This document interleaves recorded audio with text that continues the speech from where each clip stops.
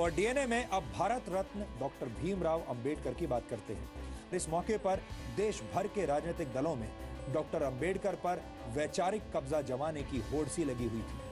आजादी के बाद कितनी सरकारें आईं और चली गईं, लेकिन सत्ता के अंधे प्रेम में राजनीतिक पार्टियों ने बाबा साहेब अंबेडकर को सिर्फ वोट हासिल करने का एक फॉर्मूला बनाकर छोड़ दिया, जबकि डॉक्टर अंबेडकर के विचार और सोच कुछ और ही थी।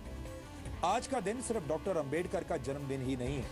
आज हमारे पास इतिहास के पन्नों को फिर से पलटने का एक मौका है, ताकि हम ये जान सकें कि कैसे भीमराव अंबेडकर ने घोर अपमान और तिरस्कार के बावजूद सबको सुख देने वाले आजाद भारत का सपना देखा था। डॉक्टर भीमराव अंबेडकर के विचारों को डिकोड करने वाली इस खास सीरीज में आज हम आपको डॉक्टर अंबेडकर के बारे में कुछ ऐसे तथ्य बताने वाले हैं जो शायद आपको पता भी नहीं होंगे। इन तथ्यों को जानने के बाद आप समझ जाएंगे कि कैसे इस देश की जनता के मन में डॉक्टर अंबेडकर के बारे में भ्रम फैलाने की साजिश रची गई। डॉक्टर भीमराव अंबेडकर का भारत के विकास में जितना योगदान रहा है, उतना शायद ही किसी और राजनेता का रहा हो। एक अर्थशास्त्री, समाजशास्त्री, शिक्षाविद और कानून के जानकार के तौर पर अंबेडकर ने आधुनिक भारत की नींव रखी थी और देश उनके इस योगदान को लेकर आज भी जागरूक नहीं है। आपको बता दें कि डॉक्टर अंबेडकर संविधान की प्रारूप समिति के अध्यक्ष थे। उन पर आधुनिक भारत का संविधान बनाने की जिम्मेदारी थी और उन्होंने ऐसे संविधान की रचना की जिसकी नजरों में सभी नागरिक एक समान हो, जो धर्मनिरपेक्ष हो और जिस पर देश के सभी नागरिक विश्वास करें। एक तरह से भीमराव अंबेडकर ने आजाद भारत के डीएनए की रचना की थी। इसके अलावा डॉक्टर अंबेडकर की प्रेरणा से ही भारत के फाइनेंस कमीशन यानी वित्त आयोग की स्थापना हुई थी। डॉक्टर अंबेडकर के आइडियाज से ही भारत के केंद्रीय बैंक की स्थापना हुई, जिसे आज हम रिजर्व बैंक ऑफ इंडिया के नाम से जानते हैं। दामोदर घाटी परियोजना, हीराकुंड परियोजना और सोन नदी परियोजना को स्थापित करने में डॉक्टर अंबेडकर ने बड़ी भूमिका निभाई थी। भारत में एम्प्लॉयमेंट एक्सचेंजेस की स्थापना भी डॉक्टर अंबेडकर के विचारों की वजह से ही हुई थी। भारत में पानी और बिजली के ग्रिड सिस्टम की स्थापना में भी डॉक्टर अंबेडकर का अहम योगदान माना जाता है। भारत को एक स्वतंत्र चुनाव आयोग भी डॉक्टर भीमराव अंबेडकर की ही देन है। ये वो योगदान है जिन्हें आजादी के बाद की तमाम सरकारों ने हमेशा ही अनदेखा किया है। यानी योजनाएं और विचार अंबेडकर के थे, लेकिन उनका श्रेय दूसरे नेताओं ने लूटा। यहाँ हम आपको भारत के पहले प्रधानमंत्री पंडित जवाहरलाल नेहरू और डॉक्टर भीमराव अंबेडकर के बीच चले राजनीतिक शीत युद्ध यानी पॉलिटिकल कोल्ड वॉर के कुछ उदाहरण भी बताना चाहते हैं। डॉक्टर अंबेडकर जवाहरलाल नेहरू की सरकार में प्लानिंग का मंत्रालय चाहते थे, लेकिन नेहरू ने अंबेडकर को सिर्फ कानून मंत्रालय दिया, प्लानिंग मंत्रालय नहीं दिया। डॉक्टर अंबेडकर विदेश और रक्षा मामलों की समितियों में सदस्यता चाहते थे, लेकिन नेहरू सरकार ने डॉक्टर अंबेडकर को ऐसी किसी भी समिति का सदस्य नहीं बनाया। डॉक्टर अंबेडकर नेहरू सरकार की विदेश नीति से असहमत थे। डॉक्टर अंबेडकर हिंदुओं में सामाजिक अधिकार और महिलाओं को संपत्ति का अधिकार देने की बात करने वाले हिंदू कोड को समाज सुधार के लिए जरूरी मानते थे, लेकिन नेहरू सरकार ने अंबेडकर के मंत्री रहते हुए हिंदू कोड को स्वीकार नहीं किया।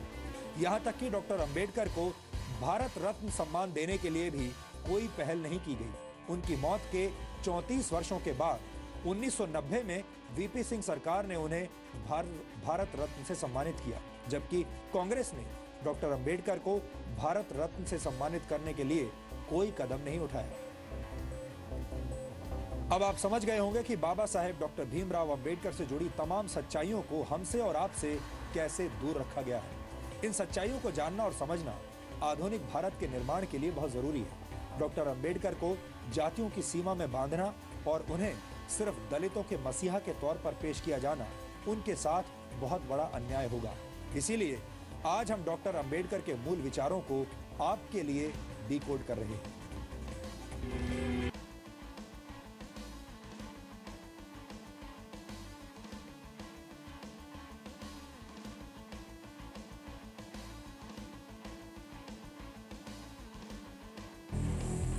ये गुलामी से संघर्ष करते भारत की तस्वीर है।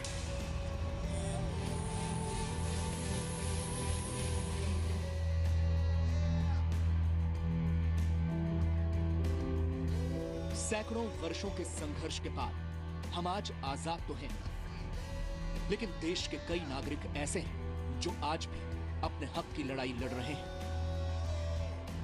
देश में समान अधिकार, ये सपना पहली बार बाबा साहब डॉक्टर भीमराव अंबेडकर ने देखा था, जो आज तक पूरा नहीं हो पाया। अपनी पढ़ाई के दौरान बाबा साहब भीमराव अंबेडकर को इस बात का एहसास हो गया था कि भारत दो तरह की गुलामी में जकड़ा हुआ है। पहली, अंग्रेजों के दमन और अत्याचार की गुलामी, तो दूसरी तरफ जाति और वर्ण व्यवस्था से अपमान और तिरस्कार सहने की गुलामी। और अंबेडकर ने तो अपने स्कूल जीवन में ही ऐसा तिरस्कार सहा था। स्कूल में बाकी दलित बच्चों की तरह अंबेडकर के साथ ये भेदभाव और तिरस्कार सिर्फ स्कूल जीवन तक ही सीमित नहीं रहा। उनका जीवन ऐसी तिरस्कार की घटनाओं से भरा हुआ है। उस दौर में अंग्रेजों से लड़ने के लिए पूरा देश खड़ा था, तो दलित और शोषित लोगों के अधिकारों के लिए अकेले डॉक्टर भीमराव अंबेडकर समाज के उच्च वर्ग और कांग्रेस से संघर्ष कर रहे थे। डॉक्टर अंबेडकर का मानना था कि देश की तरक्की के लिए देश के हर वर्ग को समानता का अधिकार मिलना जरूरी है। बचपन में हुए भेदभावों की वजह से अंबेडकर हिंदू धर्म को छोड़ना चाहते थे। उनका मानना था कि हिंदू धर्म को छोड़ना धर्म परिवर्तन नहीं, बल्कि गुलामी की जंजीरें तोड़ने जैसा है। डॉक्टर अंबेडकर की इस घोषणा के बाद हैदराबाद के निजाम समेत कई मुस्लिम संगठनों ने अंबेडकर को धर्म परिवर्तन के ऑफर दिए, लेकिन बाबा साहब ने हर ऑफर को ठुकरा दिया, क्योंकि वो अपने समाज के लोगों को इज्जत से जीने वाला धर्म देना चाहते थे। इसीलिए वो हिंदू धर्म को छोड़कर बौद्ध धर्म की शरण में चले गए।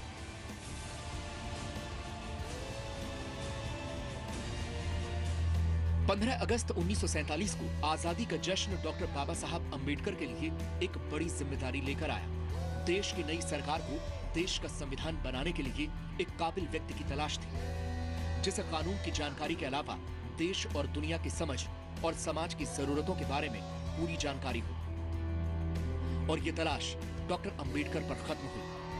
डॉक्टर भीमराव अंबेडकर को देश का पहला कानून मंत्री बनाया गया, जिन्होंने अपनी बिगड़ती सेहत के बावजूद महज 2 साल के अंदर देश को एक मजबूत संविधान दिया।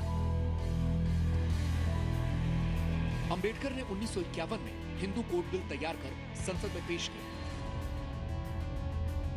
जिसमें महिलाओं को समान अधिकार की बात कही गई। हिंदू कोड बिल के तहत पिता की संपत्ति में बेटी को समान अधिकार, विवाहित पुरुष को एक से अधिक पत्नी रखने पर प्रतिबंध और महिलाओं को भी तलाक का अधिकार शामिल था। लेकिन रूढ़िवादी हिंदू ताकतों और सरकार के अंदर ही बिल का विरोध करने वालों के सामने हिंदू कोड बिल लागू नहीं हो सका और सरकार में अपना प्रभाव घटने से निराश होकर डॉक्टर अंबेडकर ने 1951 में मंत्री पद से इस्तीफा दे दिया। अपने इस्तीफे में डॉक्टर अंबेडकर ने लिखा, आज हिंदू कोड बिल की हत्या कर दी गई, ऐसे में मेरा मंत्री बने रहने का अर्थ समझ में नहीं आता। बिल में शादी और तलाक संबंधी विधेयक पर 2 दिन की चर्चा चली, फिर प्रधानमंत्री जवाहरलाल नेहरू ने पूरे हिंदू कोड बिल को वापस लेने की घोषणा कर दी। मैं हैरान रह गया। मैं ये मानने को तैयार नहीं हूं कि तलाक और विवाह संबंधी बिल को समय की कमी के चलते पास नहीं करवाया जा सकता। मुझे प्रधानमंत्री की नीयत पर शक नहीं है, लेकिन हिंदू कोड बिल पास कराने के लिए जिस संकल्प और ईमानदारी की जरूरत थी, वो उनमें नहीं दिखी। अपने इस्तीफे के बाद डॉक्टर भीमराव अंबेडकर ने खुद को राजनीतिक जिम्मेदारी से भले ही अलग कर लिया था, लेकिन सामाजिक जिम्मेदारी अपने अंतिम समय तक निभाते रहे। डॉक्टर भीमराव अंबेडकर को आज तक सिर्फ दलितों के मसीहा और संविधान निर्माता के तौर पर पेश किया गया है, लेकिन उनकी भूमिका एक राष्ट्र नेता की रही, जो चाहते थे कि देश का हर वर्ग आजादी की खुली हवा में सम्मान की सांसें ले सके।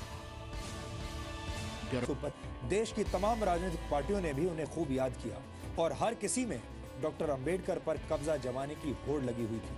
सवाल यह है कि अचानक डॉक्टर अंबेडकर इस देश की राजनीतिक पार्टियों को इतने क्यों याद आने लगे, जिन अंबेडकर पर सिर्फ 26 वर्ष पहले ही देश में सार्वजनिक अवकाश घोषित किया गया हो, वो अंबेडकर आज कांग्रेस सहित सभी पार्टियों के प्रिय कैसे हो गए। दरअसल ये नए दौर की सियासत है और इस सियासत में डॉक्टर अंबेडकर को मानने वाले लोग तमाम राजनीतिक पार्टियों को वोट बैंक जैसे नजर आने लगे हैं और सब अंबेडकर का नाम लेकर एक दूसरे पर निशाना लगा रहे हैं। बाबा साहब अंबेडकर, उन पर जो बीती थी, शिक्षा में उनका साथ अपमान, जीवन के हर कदम पर अपमान, कितना जहर पिया होगा इस महापुरुष ने, कितना जहर पिया होगा जीवन भर। और जब संविधान लिखने की नौबत आई, अगर वो सामान्य मानवी होते, हम जैसे सामान्य मानवी होते, तो उनकी कलम से संविधान के अंदर कहीं तो कहीं उस जहर की एकाध बिंदु तो निकल पाता। लेकिन ऐसे महापुरुष थे जिसने जहर पचा दिया। अपमानों को झेलने के बाद भी जब संविधान बनाया तो किसी के प्रति कटुता का नामो निशान नहीं था, बदले का भाव नहीं था, वैर भाव नहीं था। इससे बड़ा क्या महानता हो सकती है। बाबा साहब डॉक्टर भीमराव अंबेडकर के देहांत के बाद और खास तौर से बीएसपी के गठन होने के बाद से अब पूरे देश में कांग्रेस पार्टी व बीजेपी एंड कंपनी के लोग तो इनकी जयंती मनाने को लेकर जो हर वर्ष किस्म किस्म की नाटकबाजी करते हैं, तो ये सब केवल बाबा साहब डॉक्टर अंबेडकर के अपने दलित समाज का व उनके अनुयायियों का, अन्य और अनुयायियों का वोट लेने के लिए ही अपने अपने राजनीतिक स्वार्थ में ये लोग कर रहे हैं। कि अब वोट मिलने की संभावना नहीं है तो इसी तरह से समाज को बांटो, लोगों को गुमराह करो। इसलिए बोलने के लिए लोग बोलते रहेंगे, अंबेडकर साहब का नाम भी लेते रहेंगे, संविधान की दुआई भी देते रहेंगे और आचरण पूरा का पूरा होगा संविधान के खिलाफ।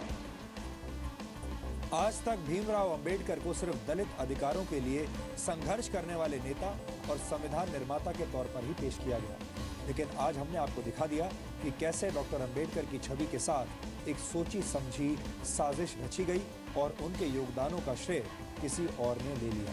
हमें लगता है कि डॉक्टर अंबेडकर को सिर्फ जातियों की सीमाओं में बांधना और उन्हें दलितों के मसीहा के तौर पर पेश करना ठीक नहीं है।